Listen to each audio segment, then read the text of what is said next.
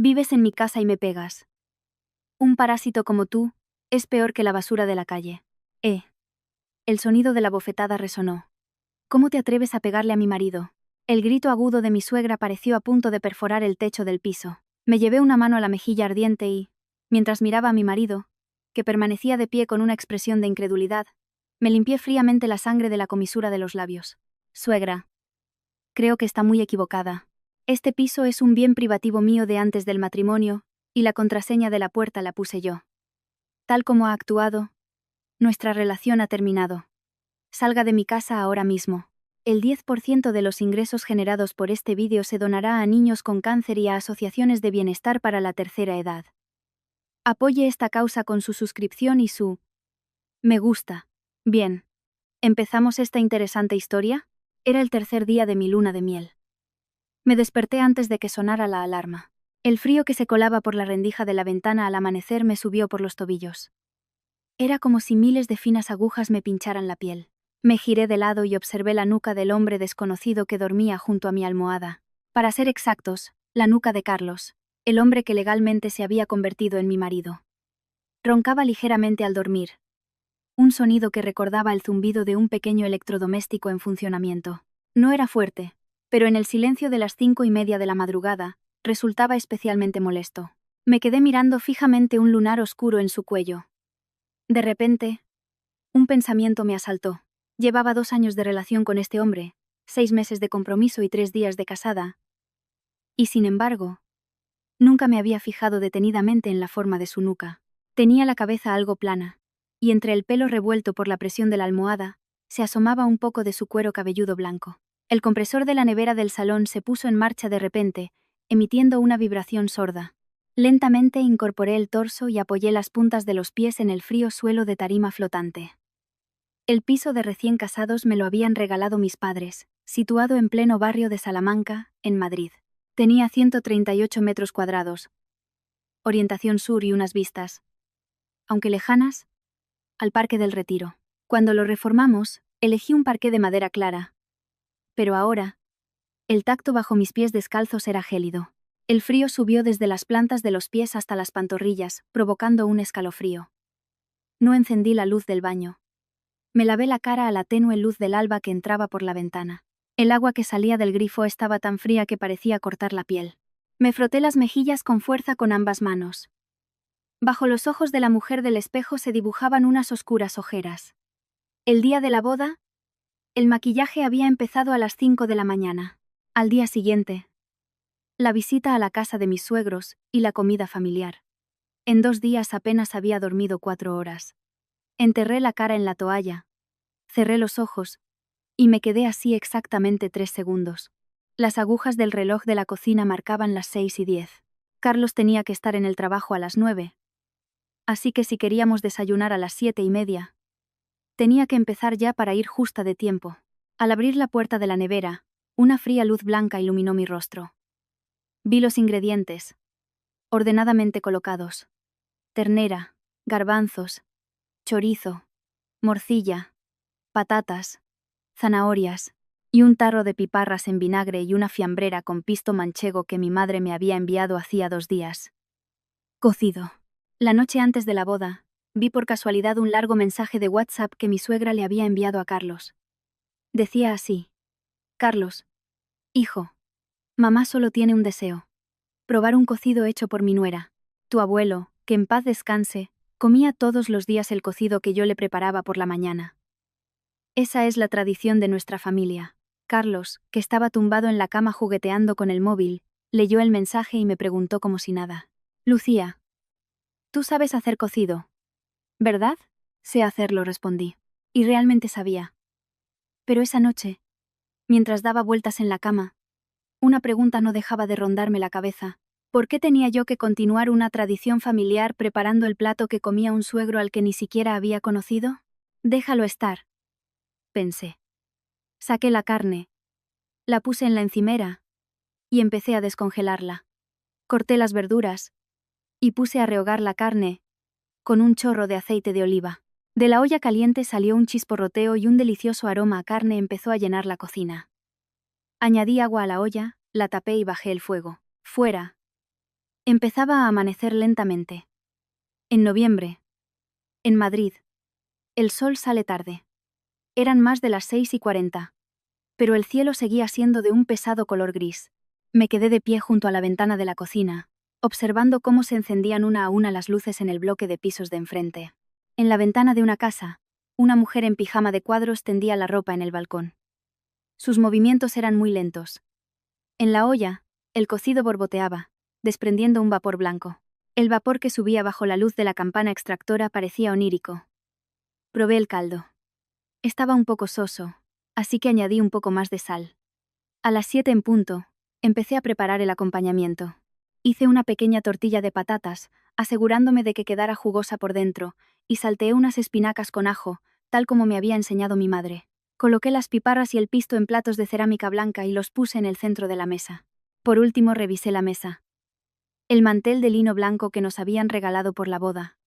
La vajilla con un discreto borde gris que habíamos elegido juntos en una tienda de diseño de la calle Serrano. Y en el centro el cocido humeante.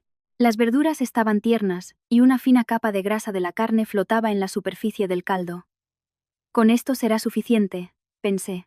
Justo cuando me quitaba el delantal y me disponía a ir al dormitorio a despertar a Carlos, el teclado numérico de la puerta principal emitió un sonido estridente. Bip, bip, bip, bip, bip.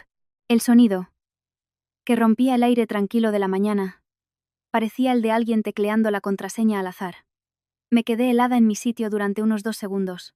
Inmediatamente después, se oyó el sonido mecánico de la cerradura al abrirse. Clic. La puerta se abrió. ¡Ay, por Dios! ¿Por qué no se abre esta puerta? Era una voz familiar. Era mi suegra.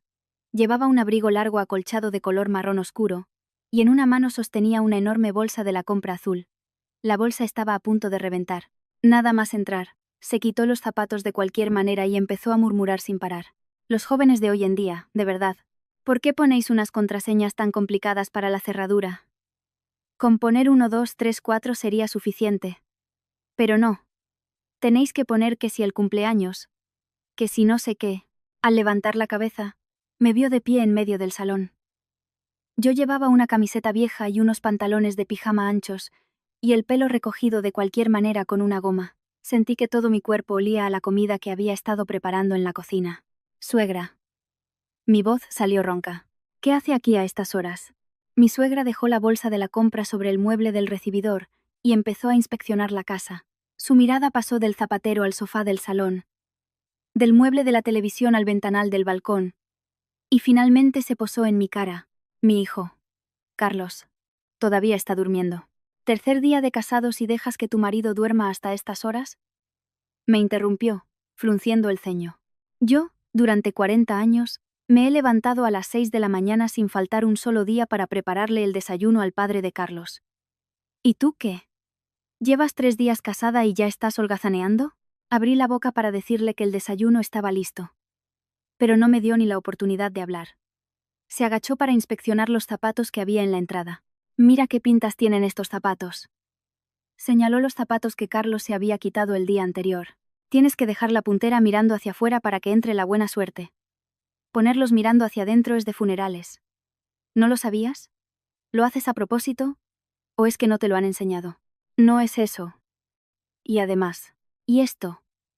Cogió uno de los zapatos y examinó la suela. ¿Lo dejas así? ¿Lleno de barro?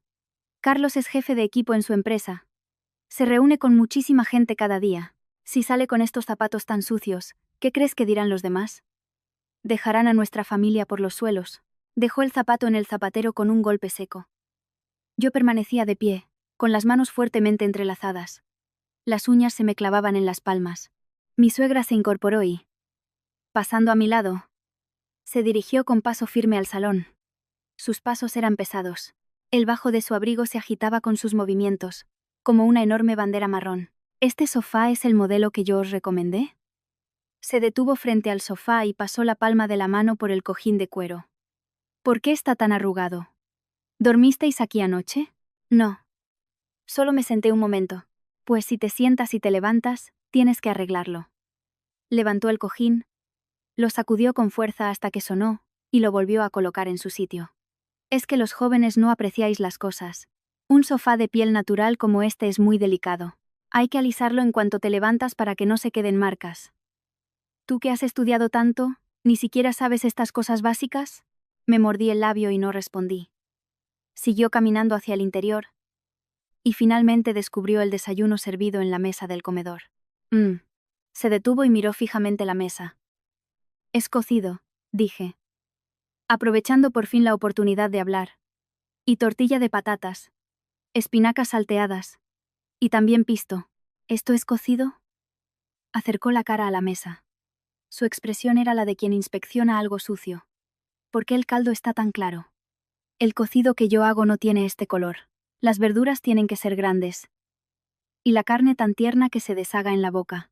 El caldo tiene que ser blanco y espeso, como un caldo de huesos. Pero esto. Parece que le has echado el río Manzanares entero. Mojó la punta de su dedo índice en el caldo para probarlo. Y encima está soso, qué asco. ¿No sabes que a Carlos le gusta la comida con sabor? Es que por la salud. Y mira esta tortilla. ¡Qué desastre! Pinchó el borde de la tortilla con un tenedor. Los bordes están quemados. Y el color es irregular. ¿A esto le llamas tú poner la mesa? Es que el fuego estaba un poco. Basta, basta. Agitó la mano como si espantara una mosca. Quita de ahí, ¿qué vas a saber tú? Una niña de papá que ha crecido entre algodones, ¿acaso has pisado una cocina en tu vida? Tendré que hacerlo yo de nuevo. Como mi hijo se coma esto, le va a sentar fatal. Fue a buscar la bolsa de la compra azul que había dejado en la entrada y la dejó sobre la mesa con un golpe sordo. Luego, empezó a sacar cosas. Sacó un tupper. Esto es pisto que he hecho yo. No tiene nada que ver con el que se compra por ahí. Sacó un tarro de chorizo. Este es chorizo de nuestro pueblo, de Toledo. Carlos lo ha comido desde pequeño. Sacó una bolsa de picos. Esos picos que compras de importación no saben a nada. Como los de aquí, ninguno. Fue sacando los alimentos que había traído y fue conquistando la mesa. Los platos que yo había preparado con tanto esmero fueron arrinconados. Yo, de pie en la entrada de la cocina, observaba cómo destrozaba mi espacio. Abrió bruscamente la puerta de un armario, rebuscando entre ollas y sartenes. Las puertas chocaban con un estrépito. Sacó el bote de pimentón del estante de las especias, miró la marca y chasqueó la lengua con desdén. Movió a su antojo los utensilios de cocina que yo había dejado ordenadamente junto a la encimera. ¿Por qué has dejado las tijeras aquí? ¡Qué peligro! El compresor de la nevera volvió a zumbar. El sonido me irritaba los nervios, como el batir de alas de un insecto gigante. Suegra. Die, por favor, siéntese. Yo. ¿Tú qué vas a hacer? Respondió sin siquiera girarse. Con esa maña que tienes vas a matar de hambre a mi hijo. Anda. Ve a despertar a Carlos. Dile que ha venido su madre. Respiré hondo. De acuerdo. Mientras me daba la vuelta y me dirigía al dormitorio, sentí su mirada clavada en mi espalda como un puñal. Abrí la puerta del dormitorio sin llamar. Carlos ya estaba despierto. Estaba apoyado en el cabecero de la cama, mirando su móvil. La luz azul de la pantalla le daba un aspecto pálido. Al oír abrirse la puerta levantó la vista hacia mí. ¿Ha venido alguien? Tu madre. Se incorporó de un salto. Un atisbo de sorpresa cruzó su rostro, pero pronto fue reemplazado por una sonrisa forzada. Vaya. ¿Mamá ya está aquí? Sí. Ya. No ha avisado de que venía. Qué raro. Se estiró y lentamente sacó los pies de la cama. Ya sabes cómo es mi madre, un poco impulsiva. Tienes que entenderla. Entenderla.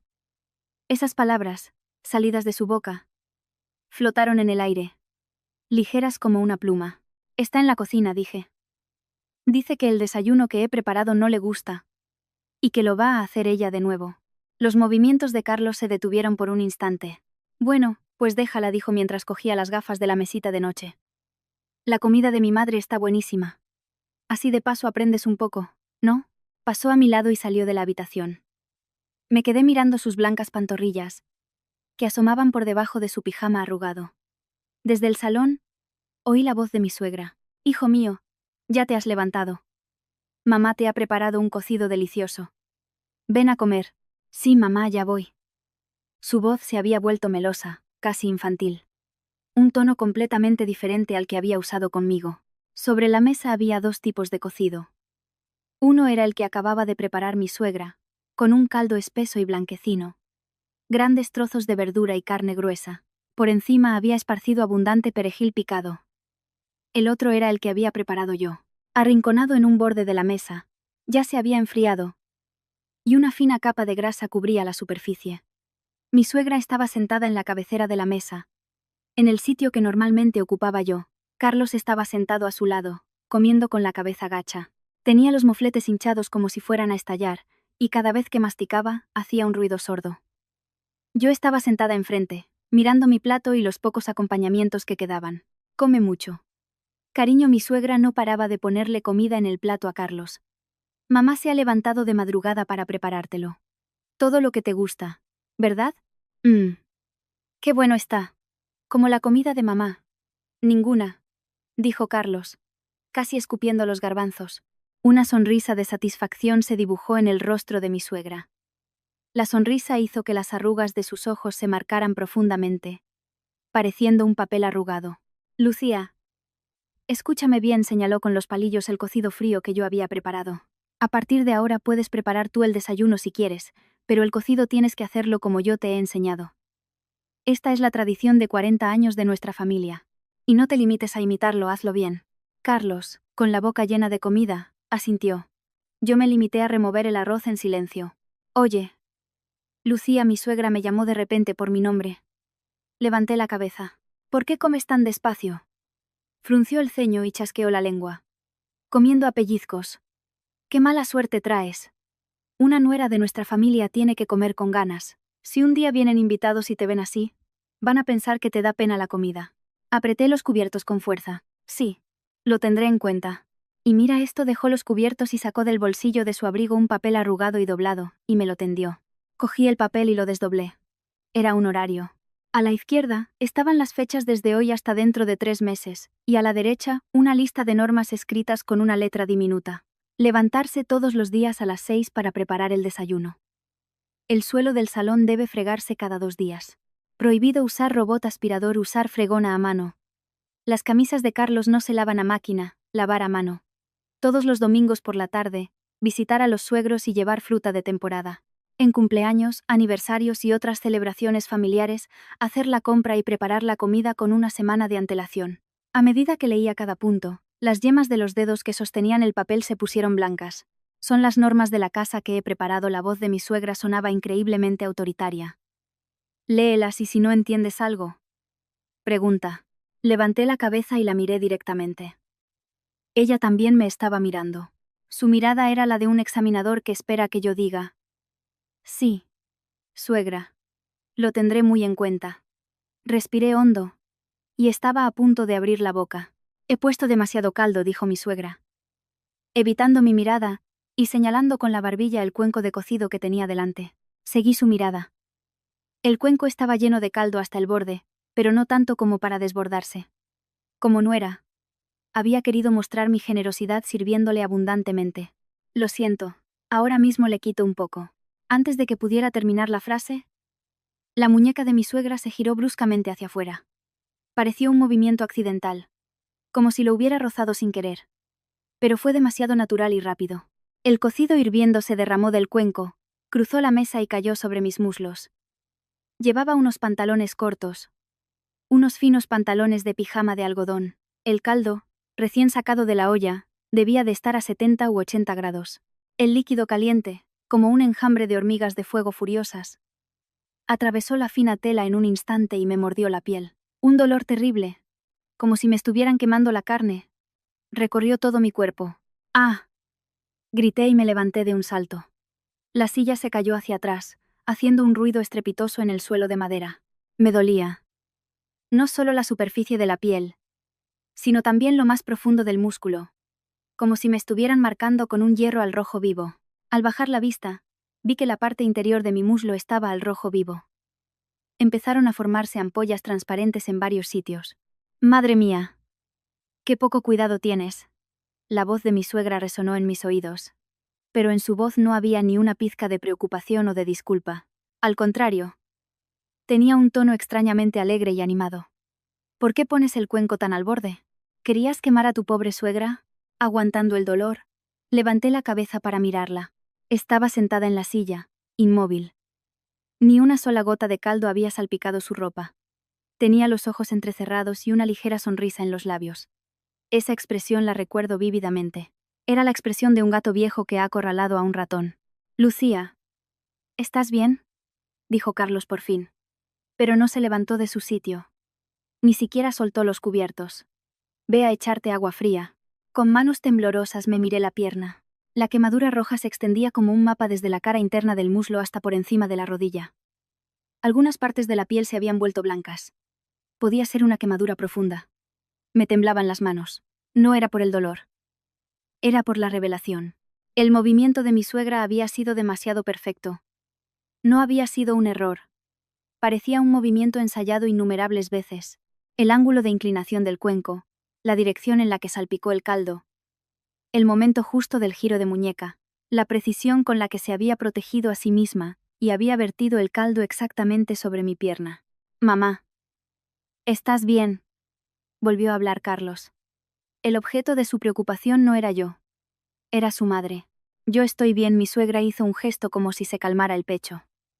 Es que había demasiado caldo. Lo he rozado un poco y se ha caído.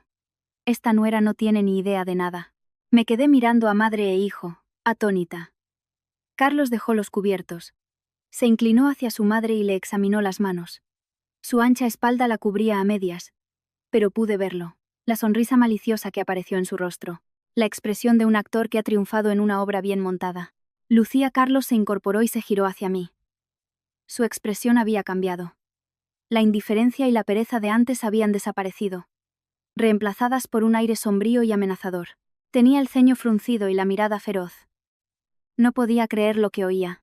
¿Cómo dices? ¿No me oyes? Se acercó un paso y me miró desde arriba. Por tu culpa mamá casi se quema. ¿No le pides perdón? Ha sido ella quien lo ha tirado a propósito. ¿Lo has visto? Antes de que pudiera terminar la frase. ¡Zas! Un sonido agudo y mi cabeza se giró bruscamente hacia un lado. El dolor, que empezó en la mejilla, atravesó mi cerebro como un rayo. El impacto me hizo tambalear y me golpeé el hombro contra la esquina de la mesa. Debía de haberme roto algo por dentro de la boca. Un sabor metálico a sangre llenó mi lengua. Al pasar la lengua por el interior de la boca, noté que la carne de la mejilla estaba desgarrada. Ponte de rodillas y pide perdón ahora mismo. El grito de Carlos estalló sobre mi cabeza. ¿Dónde has aprendido esa falta de respeto? El mundo pareció detenerse. Oía un pitido en los oídos y sentía como si miles de abejas zumbaran en mi cabeza. La mejilla izquierda me ardía como si me hubieran quemado. Y el muslo derecho me palpitaba. Las gotas de sangre que caían de mi boca goteaban sobre los pantalones empapados de caldo, mezclándose. La mancha rojiza y amarillenta era repugnante. Lentamente, giré la cabeza para mirar a Carlos. Jadeaba, respirando agitadamente. La mano con la que me había pegado todavía estaba en el aire, y las venas del dorso se le marcaban. Tenía los ojos inyectados en sangre. Parecía que había puesto toda su fuerza en ese golpe. Detrás de él mi suegra estaba de pie, con los brazos cruzados. En su rostro había una extraña satisfacción. Así se hace. Un hombre tiene que imponerse. Si no, la mujer intenta ser la reina de la casa. Una risa seca se me escapó de los labios. El sonido de una hoja seca al crujir. ¿Te ríes?, preguntó Carlos desconcertado.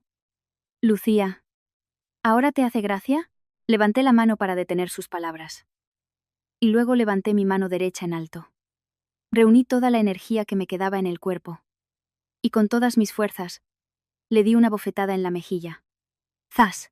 Un sonido 10 veces más fuerte y claro que el de su bofetada resonó en el salón. En el momento en que mi palma impactó en su mejilla, sentí la vibración de sus huesos. También oí el sonido sordo de sus dientes al morderse la lengua. Carlos se tambaleó hacia atrás y se golpeó la espalda con fuerza contra la esquina de la mesa. Por el impacto, los platos de la mesa chocaron ruidosamente, y el cocido frío, que había sido arrinconado, se derramó por completo. El caldo marrón tiñó rápidamente el mantel blanco y goteó al suelo. La casa se quedó en un silencio sepulcral. Mi suegra se había quedado petrificada. Su expresión triunfante había desaparecido, y sus ojos estaban tan abiertos que parecían a punto de salírsele de las órbitas. Hizo un ruido ahogado, pero parecía incapaz de articular palabra. Carlos se llevó la mano a la mejilla y me miró. Sus pupilas temblaban violentamente. Las 5 marcas de mis dedos se hinchaban visiblemente en su piel.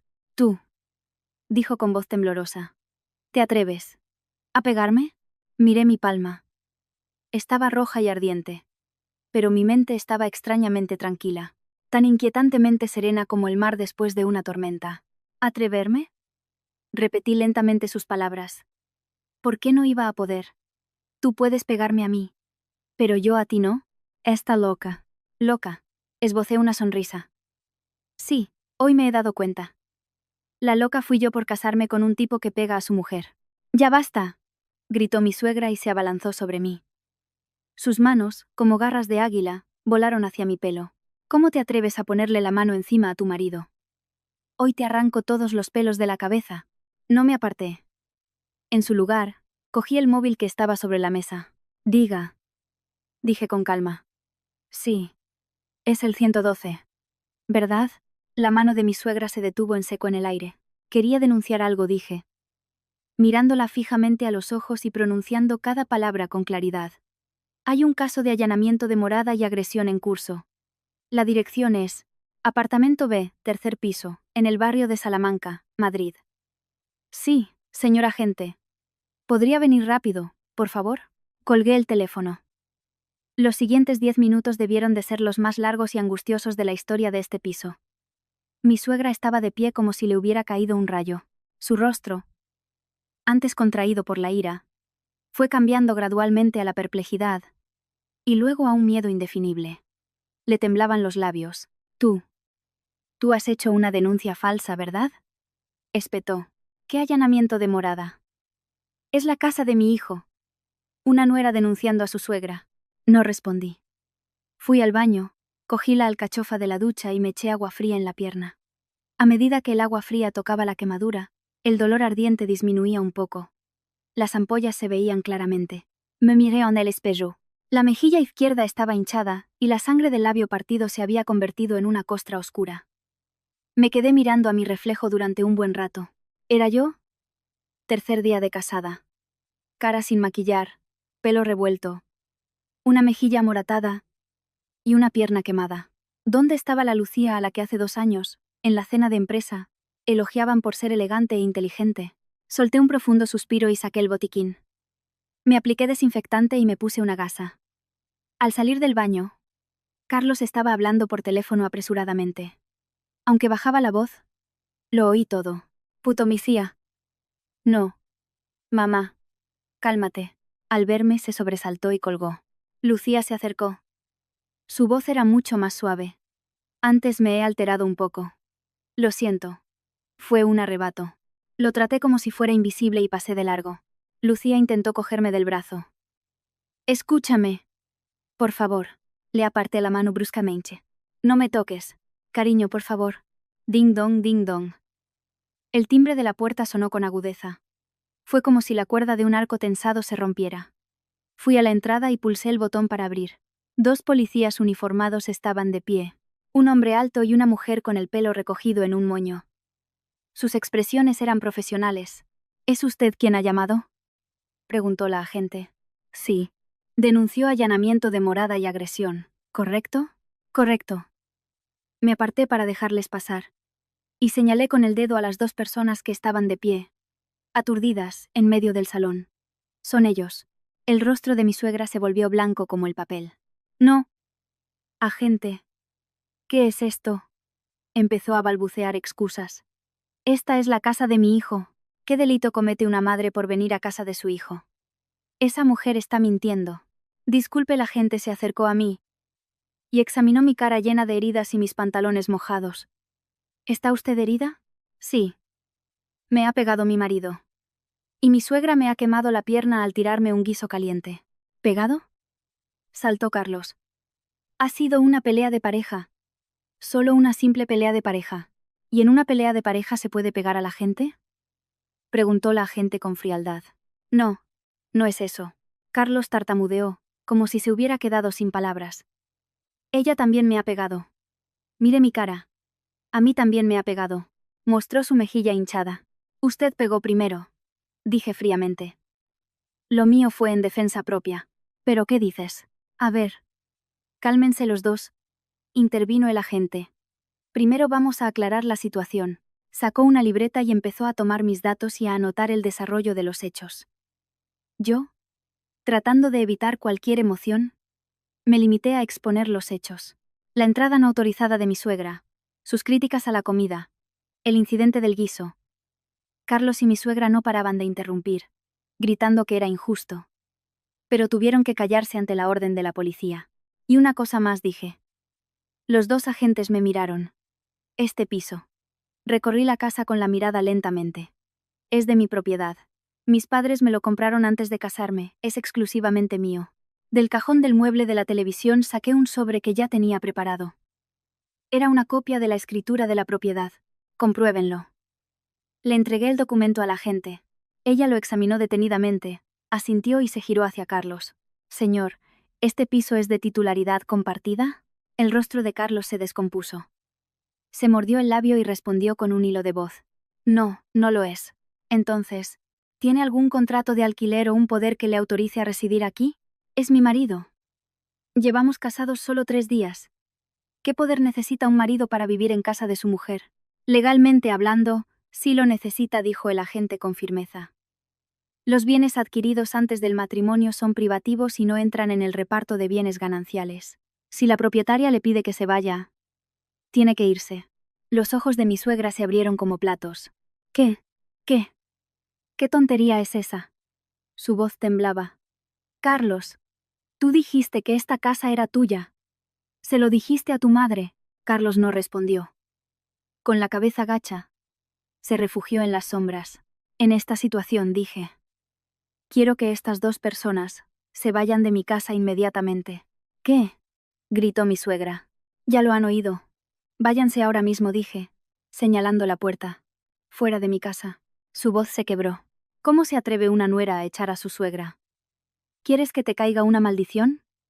¿Esto es de ser persona? Se desplomó en el suelo y empezó a llorar a mares. ¡Ay, mi vida! He criado a mi hijo con tanto esfuerzo para que se junte con una víbora como esta. Padre de Carlos. Me estás viendo desde el cielo. Tu hijo está a punto de ser echado a la calle. Golpeaba el suelo y gritaba, mientras me señalaba con el dedo. Zorra, ¿crees que te vas a salir con la tuya? Te voy a hacer llorar lágrimas de sangre. Me crucé de brazos y la miré desde arriba. Su rostro contraído, las lágrimas, los mocos, la maldición que salía de su boca. Extrañamente, no sentía rabia. Me parecía ridículo. Como ver una escena de una telenovela barata. Suegra, la llamé en voz baja. Si sigue así, solicitaré una orden de alejamiento de emergencia. ¿Qué? El artículo 544 ter de la Ley de Enjuiciamiento Criminal. El juez puede ordenar al agresor el desalojo del domicilio, o prohibirle acercarse a menos de 100 metros para proteger a la víctima. Si lo incumple, no solo le caerá una multa, sino que puede acabar en el calabozo. Los sollozos de mi suegra cesaron en seco. Me miró con expresión aturdida. Movía los labios. Pero no salía sonido. Tú. ¿Tú qué eres? No soy abogada, dije, pero sé buscar en Google. Los agentes intercambiaron una mirada. Disculpe, señora, el agente carraspeó. Será mejor que por ahora se vaya a su casa. Si sigue armando escándalo aquí, podríamos detenerla por obstrucción a la autoridad o allanamiento de morada. No me voy. Ya se lo hemos dicho, dijo la agente con voz irritada. El propietario le está pidiendo que se vaya. Es mentira. Esos documentos son falsos. Carlos, di algo. Esta casa es tuya, ¿verdad? Carlos seguía en silencio. Se mordía los labios, mirando fijamente al suelo. En su mirada se mezclaban la vergüenza y la ira. Carlos, ¿te has quedado mudo? Lentamente levantó la cabeza. Miró a su madre, luego a mí, y finalmente a los policías. Es verdad, su voz era apenas un susurro. Esta casa es de Lucía. Todo el color desapareció del rostro de mi suegra. ¿Qué? Vámonos, mamá soltó un profundo suspiro. Vámonos antes de hacer más el ridículo. ¿Qué dices? Que nos vayamos, dijo, y agarró a su madre del brazo para levantarla con brusquedad. Mi suegra se resistió, pero no pudo hacer nada contra la fuerza de su hijo. Él la arrastró hacia la puerta como si fuera un bulto. Suéltame. No me voy. ¿Desde cuándo una nuera echa a su suegra? Por favor, para allá, mamá. No puedo irme, es una injusticia. ¡Ay! Dios mío. Las siluetas de los dos desaparecieron por la puerta. En el último momento, Carlos se giró para mirarme. Jamás olvidaré esa mirada. No era de arrepentimiento ni de disculpa. Era de un rencor escalofriante. Clac. La puerta principal se cerró. Por fin. Un silencio absoluto se instaló en la casa. Un zumbido resonaba en mis oídos. Secuela del golpe. La pierna seguía ardiendo. La mejilla me dolía y la sangre volvía a brotar de mi labio partido. Disculpe. Señora. La agente se acercó a mí con expresión de apuro. ¿Quiere presentar una denuncia formal? Sería conveniente que fuera al hospital a por un parte de lesiones, por si más adelante quiere demandar. No la interrumpí. No. No va a declarar. Me giré y me deito en el sofá. Tampoco voy a demandar. Solo quería que se fueran. Los dos agentes volvieron a mirarse. Entonces, cierre bien la puerta, dijo la agente.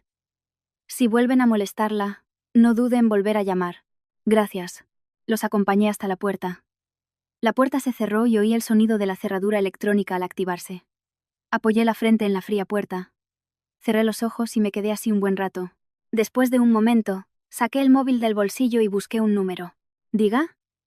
Sí, es el cerrajero, dije con voz seca. Quiero cambiar la cerradura. La nueva cerradura se terminó de instalar a las 2 de la tarde. El cerrajero, un hombre de unos 45 años, era muy rápido. Mientras atornillaba, no paraba de hablar. Parece una casa de recién casados, ¿y ya cambian la cerradura? Alguien habrá visto la contraseña, ¿no? Las cerraduras de hoy en día dejan las huellas, y es fácil que te roben la clave. Hay que tapar un poco con la mano al teclear. Yo respondía distraídamente, sí. Sí. Mientras pensaba en otra cosa.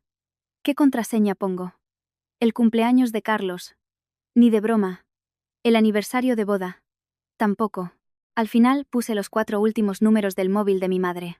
Cuando el cerrajero se fue, me senté en el banco de la entrada y me quedé mirando la nueva cerradura, que brillaba con un color plateado. Era un modelo de última generación, con un teclado de 10 números y un lector de huellas. Ahora, esta era mi casa. De verdad. Sin mi permiso, ni una hormiga podría entrar. Brrrrrrr. Sonó el móvil. Era Carlos. Detrás del nombre que aparecía en la pantalla, había un emoticono de un corazón que él mismo había puesto. No contesté. El tono de llamada sonó durante unos 30 segundos y se cortó. Inmediatamente, empezaron a llegar mensajes. El móvil vibraba como un insecto enloquecido. Cariño. Lo he hecho mal. Fue un arrebato momentáneo. Mi madre estaba mirando. No podía quedarme de brazos cruzados, ¿entiendes? Por favor, cálmate y hablemos. ¿Por qué no coges el teléfono? Lucía. Cariño, por favor. El sonido de notificación de los mensajes no paraba. Leí uno por uno esos mensajes patéticos. Y luego envié una foto. Enda Merima. Una foto que había hecho de un extracto bancario que había encontrado por casualidad en el fondo de un cajón del despacho. El titular de la cuenta era Carlos, pero en el concepto ponía transferencia automática mensual, y la beneficiaria era mi suegra. El importe era de 300 euros. Cuando encontré ese extracto, Carlos no estaba en casa. Lo vi por casualidad mientras buscaba unas tijeras para abrir un paquete. Entonces lo supe. Este hombre esconde algo, pero como era algo de antes de la boda, me autoconvencí de que podría cambiarlo poco a poco. ¡Ja! ¡Qué ingenua había sido! Tan pronto como se envió la foto, la avalancha de mensajes de Carlos cesó. Podía imaginar su cara al ver la foto. Primero sorpresa, luego desconcierto, después ira y finalmente, probablemente, terror. Porque él pensaría que lo tenía bien escondido. Jamás habría imaginado que yo ya lo sabía. El móvil volvió a sonar. Esta vez no era un mensaje, sino una llamada. Era Carlos otra vez. Pulsé el botón de rechazar. Volvió a sonar. Rechazar. Volvió a sonar. Rechazar. Después de unas 10 veces, pareció que finalmente se había rendido. Puse el móvil en silencio. Me levanté y me dirigí al vestidor. En el armario de Carlos todavía colgaban sus trajes, camisas y abrigos. En el corbatero también estaba la corbata azul oscuro que le había regalado por su cumpleaños. Me quedé de pie frente al armario, mirándolos durante un momento. Y luego empecé a moverme. Los saqué uno a uno. Los tiré al suelo. El traje cayó con un ruido sordo. Y la camisa se arrugó sin fuerzas. Cogí la corbata. La miré durante 2 segundos. Y también la tiré al suelo. Calcetines, ropa interior, chándales, zapatillas, la maquinilla de afeitar eléctrica, un frasco de perfume a medio usar. Lo metí todo en una gran bolsa de basura negra. Llamé a una empresa de mensajería para que se llevaran las cosas. ¿Cuál es el destino?, preguntó el mensajero. El cuarto de basuras del primer piso, respondí. A las 4 de la tarde, los mensajeros vinieron y se llevaron las bolsas negras. Desde el balcón, observé cómo dejaban las bolsas de basura en un rincón del cuarto de basuras. Estaba lejos y no se veía bien. Pero imaginar esos trajes y camisas de marca caros revolcándose en el suelo maloliente junto al contenedor de orgánicos me produjo una extraña sensación. Una extraña sensación de satisfacción me invadió el pecho, como si hubiera exterminado las cucarachas que se escondían en la casa. Para cenar, abrí una aplicación de reparto a domicilio. Una ración de fabada, una de pollo asado y una lata de cerveza. Comí sola en el salón vacío, viendo la televisión. El sonido de las risas de los famosos en un programa de entretenimiento salía de los altavoces. Parecía el sonido de otro mundo. Lo que había pasado esa mañana parecía un sueño. Mi suegra entrando a la fuerza. El guiso caliente derramado en mi muslo. La bofetada que me pegó. Y la que yo le devolví. Miré mi mano derecha. La palma todavía estaba un poco roja, pero el dolor había desaparecido. Carlos seguía enviando mensajes. Echaba un vistazo a la vista previa que aparecía en la pantalla de notificaciones. Pero no respondía. Al principio se disculpaba, luego se excusaba y ahora había pasado a las acusaciones. ¿Qué has hecho con toda mi ropa? Son mis cosas. Estás loca. ¿Quién te crees que eres para tirar mis cosas? Lucía, ya verás. Los últimos mensajes eran casi amenazas. ¿Crees que puedes escapar? ¿Qué importa que la casa sea tuya? Tienes una deuda conmigo, ¿entiendes? Te haré la vida imposible. Al leer esos mensajes, solté una risa seca. Una deuda. ¿Qué deuda? Los 200.000 euros que mis padres dieron para este piso. ¿O los 50.000 euros que mi familia dio como regalo de bodas? ¿O quizás los miles de euros que él me había ido pidiendo prestados durante los últimos 2 años y nunca había devuelto? Abrí la aplicación de notas y empecé a hacer una lista. Regalo de bodas. 50.000 euros. Alquiler del lugar de la celebración. 15.000 euros. Vestido y smoking. 8.000 euros. Banquete. 20 euros. Dinero prestado por Carlos en unas 10 ocasiones. Aproximadamente 30.000 euros. Total. Algo más de 120.000 euros. Me quedé mirando esa cifra durante un buen rato. Y luego llamé a mi padre. Papá. Sí, Lucía. ¿Qué pasa con esa voz? Respiré hondo. Papá. Me voy a divorciar. Hubo un silencio de 3 segundos al otro lado de la línea. ¿Ha pasado algo? Le conté con calma lo que había pasado ese día. Al llegar a la parte en la que Carlos me había pegado, me esforcé para que no me temblara la voz. Como si estuviera contando la historia de otra persona. Pero el silencio de mi padre se alargaba cada vez más. Finalmente, mi padre habló. Con una voz gélida, cargada de una furia que nunca antes le había oído. ¿Se ha atrevido a ponerle la mano encima a mi hija? Papá, tú no te metas, dijo mi padre. Yo me encargo. No, papá. Puedo hacerlo yo. Lucía, la voz de mi padre se suavizó un poco. Sé que eres inteligente. Pero deja que papá se encargue de las cosas sucias. Tú descansa. Después de colgar, me senté en el sofá, abrazándome las rodillas, y me quedé mirando una mancha en el techo, perdiendo la noción del tiempo. Al día siguiente, me dirigí al juzgado de familia. En los pasillos del juzgado se mezclaba el olor a papel viejo y a ambientador barato. Caminé por el suelo gris y me detuve frente a la ventanilla que decía Registro Civil y de Familia. Detrás de la ventanilla, una funcionaria de mediana edad con gafas, el pelo pulcramente peinado, revisaba unos documentos. Hola, dije. Quería informarme sobre el procedimiento de nulidad matrimonial. Levantó la cabeza para mirarme. Su mirada se detuvo un segundo en el moratón de mi cara, y luego se ajustó las gafas. ¿Cuánto tiempo llevan casados? 3 días. ¿Y han inscrito el matrimonio? Sí. Me miró de nuevo. Esta vez, con una mirada extraña. ¿Nulidad a los 3 días? ¿Cuál es el motivo? Violencia de género, dije. Y fraude previo al matrimonio. Sacó un formulario y me lo tendió, preguntándome por cada apartado. Respondí mecánicamente. Nombre. DNI. Fecha de matrimonio. Datos del cónyuge. Situación de la violencia. Si tenía parte de lesiones. Cuando terminé, me dio una lista de los documentos necesarios. Demanda, DNI, certificado de matrimonio, pruebas de la agresión, lista de bienes. ¿También va a reclamar la devolución de los regalos de boda y los gastos del matrimonio?, añadió. En ese caso, tendrá que presentar también una demanda de liquidación de bienes gananciales, y el procedimiento puede complicarse un poco. No importa, dije.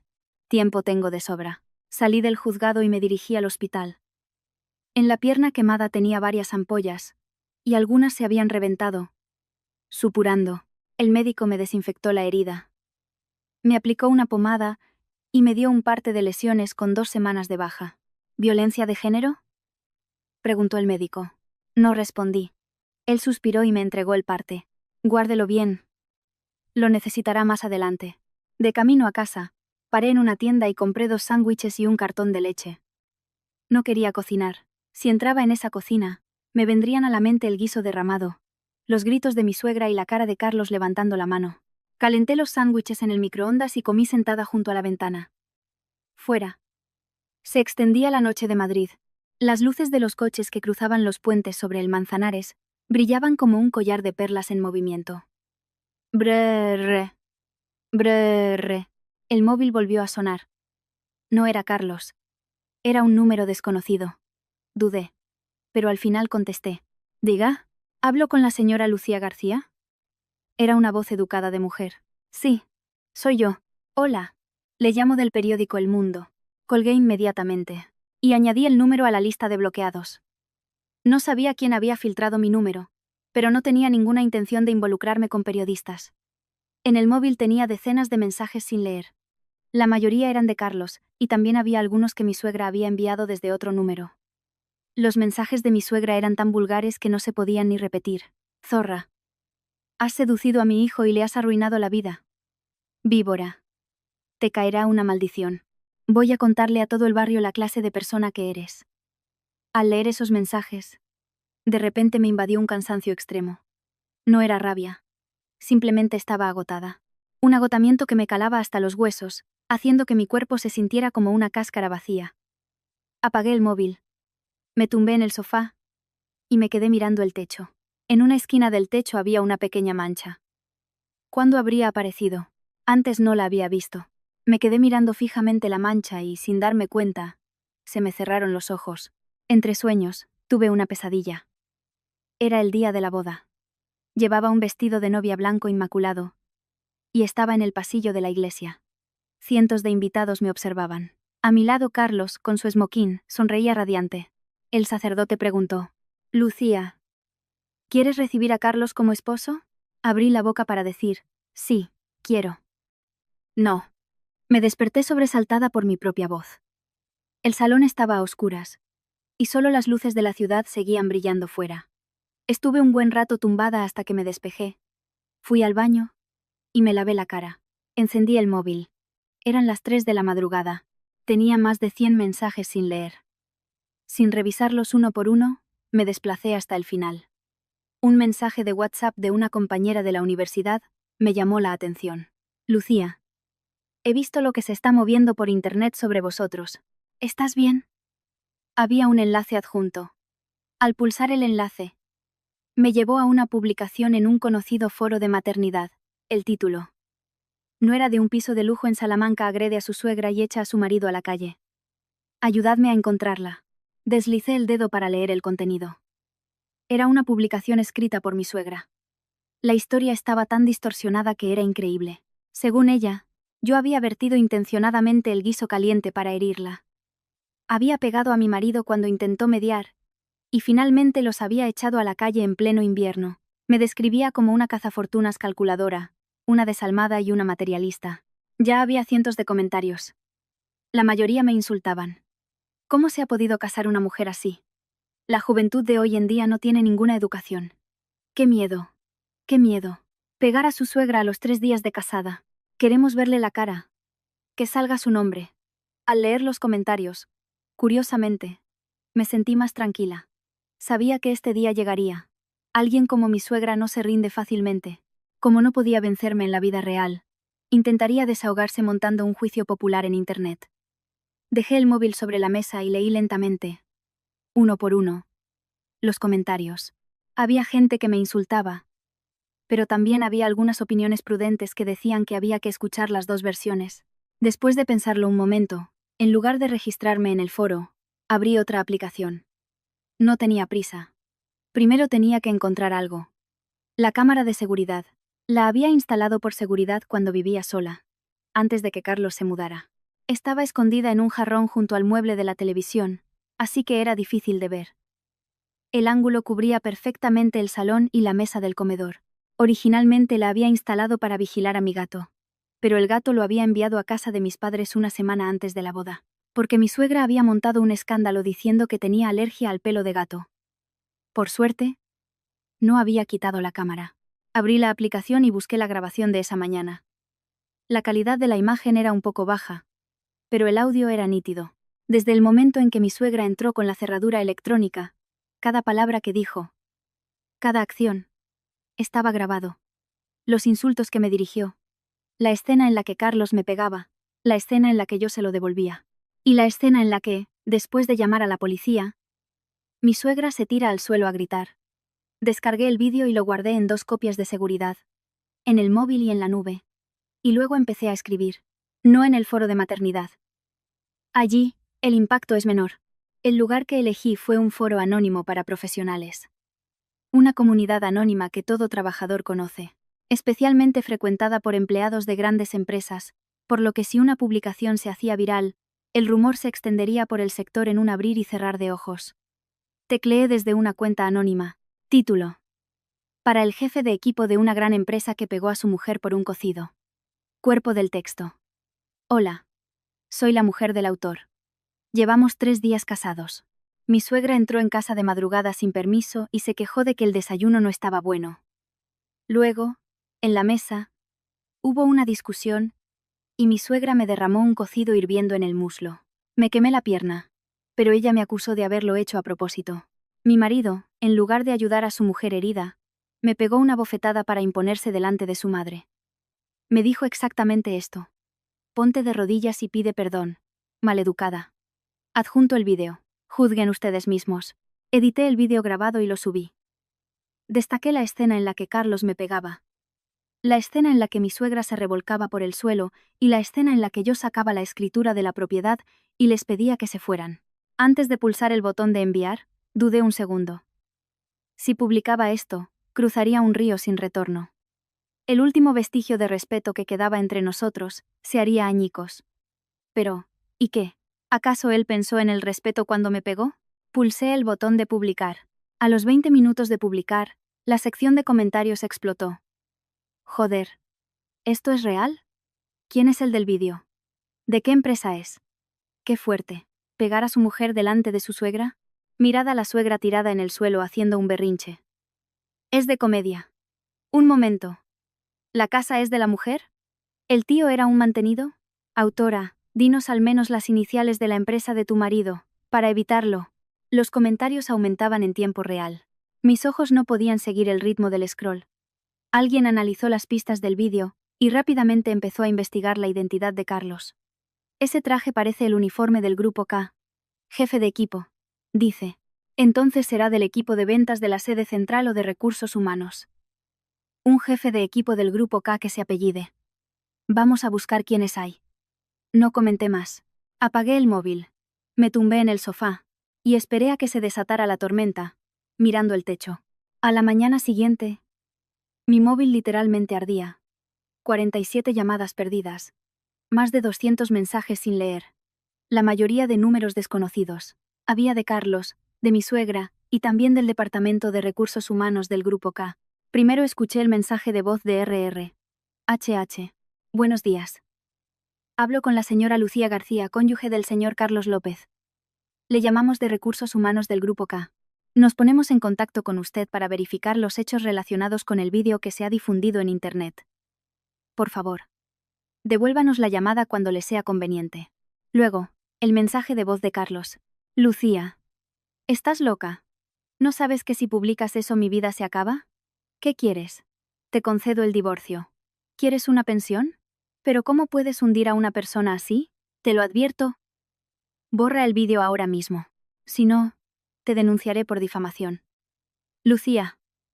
Por favor. Sálvame. Su voz pasó de la ira al ruego, y finalmente a una súplica patética. No respondí. Abrí la aplicación del foro para comprobar el estado de mi publicación. Más de 500.000 visitas. Más de 10.000 comentarios. En los temas del momento de Google, en el quinto puesto, estaba jefe de gran empresa violencia de género.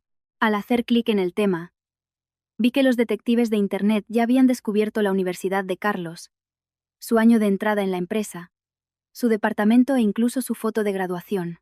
La opinión pública estaba enardecida. ¿Cómo puede trabajar una basura así en una gran empresa? Si la empresa no lo sanciona, protestaremos frente a la sede. Hay que exponer su identidad y hundirlo socialmente. Alguien había hecho una captura de pantalla de la publicación de mi suegra en el foro de maternidad y había hecho una comparación. También era una de las publicaciones más populares. Lo gracioso es que la suegra escribió que la nuera pegó primero, pero en el vídeo se ve que es el hijo el que pega primero. Madre e hijo, un par de mentirosos. He ido a peregrinar a la publicación de la suegra. Le han llovido los insultos, y ha borrado la publicación, y ha huido. Mientras leía los comentarios, uno me dejó helada. Autora, ¿sabes lo de su madre? Alguien respondió. ¿Qué pasó? El autor original del comentario respondió. Llevo mucho tiempo en esa empresa. La madre de Carlos ya vino a la empresa a montar un escándalo una vez. Creo que fue por un problema con la asignación de una vivienda de la empresa. Se tiró al suelo en el vestíbulo de la sede y se puso a gritar. Y el equipo de seguridad tuvo que sacarla a rastras. En ese momento la madre se hizo famosa entre los empleados. Otra vez lo mismo. Me quedé mirando el comentario, atónita. ¿Mi suegra había montado un escándalo en la empresa? Era la primera vez que lo oía. Carlos nunca me había dicho nada parecido. En ese momento, me di cuenta. Durante los últimos 2 años, no sabía nada del hombre al que había amado. No sabía que le enviaba dinero a su madre todos los meses. No sabía que su madre era una persona que montaba escándalos habitualmente, y no sabía que era un niño de mamá que hacía todo lo que su madre le decía. Pensaba que el matrimonio era cosa de dos. Pero para él, el matrimonio era una forma de Shausum por delegación a su madre y una fuente de financiación. Y yo era la tonta que ponía la casa y el dinero. Sonreí amargamente y dejé el móvil. Por la tarde, mi suegra apareció en la entrada de la urbanización. Me enteré por una llamada de la conserjería. Señora Lucía, su suegra está en la entrada. La voz del conserje sonaba apurada. Está protestando con una pancarta. Dice que su nuera la maltrata y la ha echado a la calle. Se está juntando gente y es un problema. Colgué y salí al balcón a mirar. En la entrada de la urbanización había un sedán negro aparcado y, delante de él, mi suegra sostenía una pancarta hecha con un trozo de cartón. Nuera diabólica echa a su suegra a la calle. Su voz era tan potente que resonaba hasta mi piso, a más de 10 alturas. Vecinos. Mirad a esta mujer que ha arruinado la vida de mi hijo. Aquí vive la peor hija del mundo. Los vecinos y los transeúntes se arremolinaban, curioseando. A su lado, vi a Carlos de pie, con la cabeza gacha. Saqué el móvil y empecé a grabar. Y llamé al 112. Hola, estoy en la urbanización. Hay una persona armando escándalo y alterando el orden público. 20 minutos después, llegaron 2 coches de policía. Apoyada en la barandilla del balcón, observé cómo los policías se llevaban a mi suegra. Se aferraba a los agentes y pataleaba, pero al final la metieron en el asiento trasero del coche patrulla. Carlos también siguió al coche de policía. Antes de subir al coche, miró hacia el balcón de mi casa. No sé si me vio, pero yo no me escondí. Simplemente lo miré desde arriba. De repente, recordé las palabras que me susurró al oído el día de la boda. Lucía, vamos a ser felices. ¿Felices? La felicidad de la que él hablaba debía de ser que yo me convirtiera en su criada gratuita, en su cajero automático y en el cubo de basura emocional de su madre. Durante las 2 semanas siguientes, me dediqué por completo a preparar la demanda. Mi abogada fue la que me recomendó mi padre, la abogada con la tasa de éxito más alta en casos de divorcio de Madrid. De unos 40 y tantos años, con unas gafas de montura dorada y una mirada penetrante, revisó los documentos. Pruebas tenemos de sobra, dijo. El vídeo. El parte de lesiones. La escritura de la propiedad y los extractos de las transferencias secretas de su marido. Es perfecto. ¿Cuánto podré recuperar? Los regalos de boda y los gastos del matrimonio se pueden reclamar en su totalidad. La culpa es claramente suya, se ajustó las gafas. El problema es el dinero que le ha ido prestando, que al no haber un contrato es más difícil de demostrar. Pero lo intentaremos con los mensajes de WhatsApp y los extractos de las transferencias. ¿Y la casa? La casa es un bien privativo suyo. Su marido no puede tocarla. Tampoco entra en el reparto de bienes. ¿Y los préstamos? ¿Qué préstamos? Le entregué un documento que había sacado del banco. Lo había descubierto la semana pasada. Era un extracto que demostraba que Carlos había solicitado un préstamo de 20.000 euros a una entidad de crédito de terceros usando mi nombre. La fecha del préstamo era justo después del compromiso. Y la cuenta de ingreso estaba a nombre de una persona que no conocía. ¿Qué es esto? Frunció el ceño la abogada. Yo tampoco lo sabía. Ni siquiera tengo instalada la aplicación de esa entidad. Pero usó mi móvil para la autenticación. Y sacó el préstamo. La abogada guardó silencio por un momento.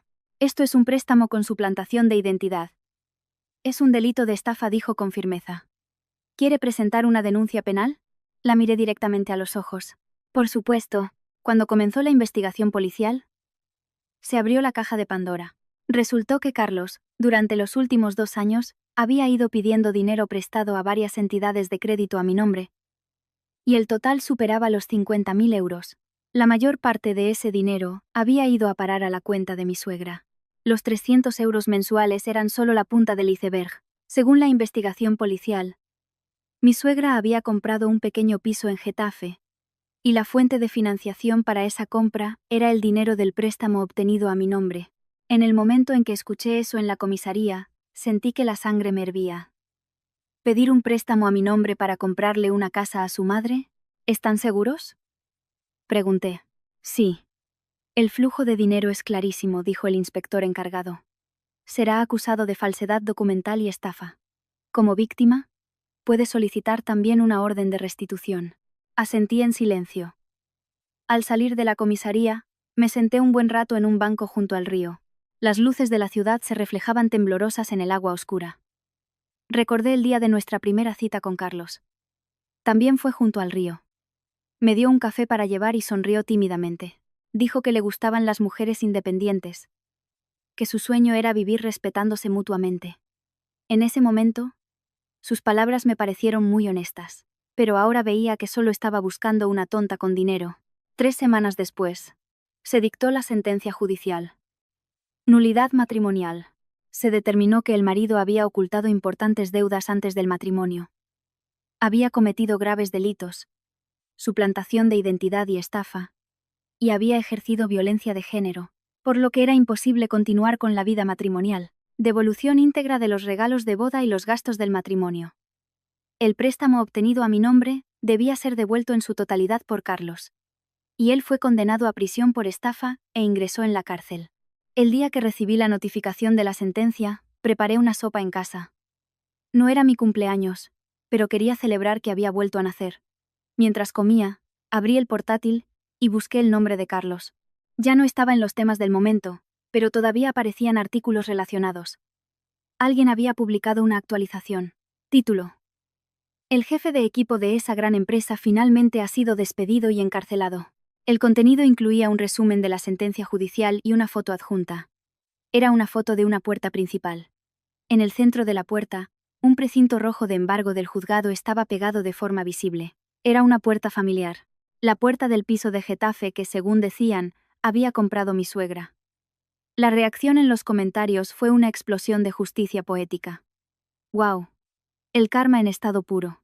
Con el dinero de la nuera compra una casa y luego intenta echarla, y al final pierde la casa. El hijo en la cárcel. La casa embargada. Y la suegra en la calle. Esto es lo que se llama terapia financiera. Al ver ese precinto rojo, sentí una extraña sensación. Pensé que me sentiría exultante, pero estaba sorprendentemente tranquila. Simplemente, se había acabado. Esa horrible relación por fin había terminado.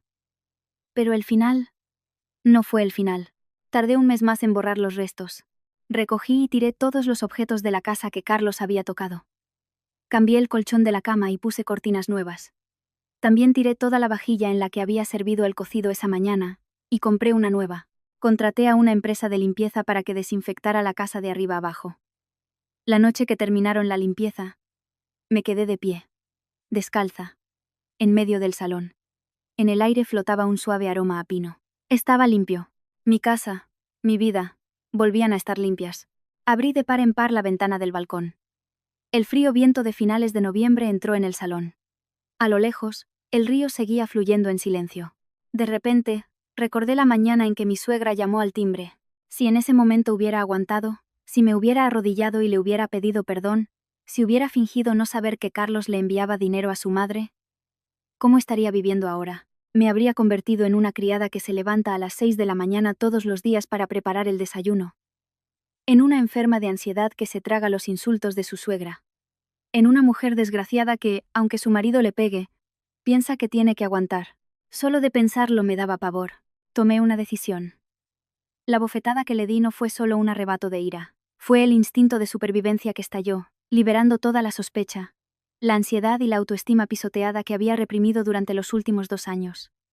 No le pegué a Carlos. Le di una paliza a la estúpida yo del pasado que creía que aguantar trae la felicidad. 6 meses después, llegó una carta.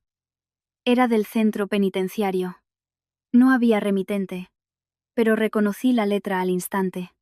Era de Carlos. El contenido era breve. Lucía, yo de verdad te quería.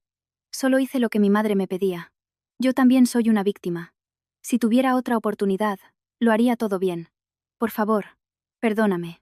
Leí la carta y solté una risa seca. Todavía no se había enterado de nada. ¿Echarle la culpa a su madre? Rompí la carta en pedazos y la tiré a la basura. De la habitación de al lado llegaba música. De los nuevos altavoces Bluetooth sonaba jazz. Me senté en el sofá del salón y bebí un sorbo de un café solo con hielo. Fuera era una tarde de fin de semana soleada. El sol entraba profundo en el salón, calentando el suelo de madera. El reflejo del sol en el río brillaba deslumbrante. Recordé las palabras de mi madre cuando vinimos a ver esta casa por primera vez. Lucía, ¿qué vistas tan bonitas tiene? Si vives aquí, solo te pasarán cosas buenas. Felicidad.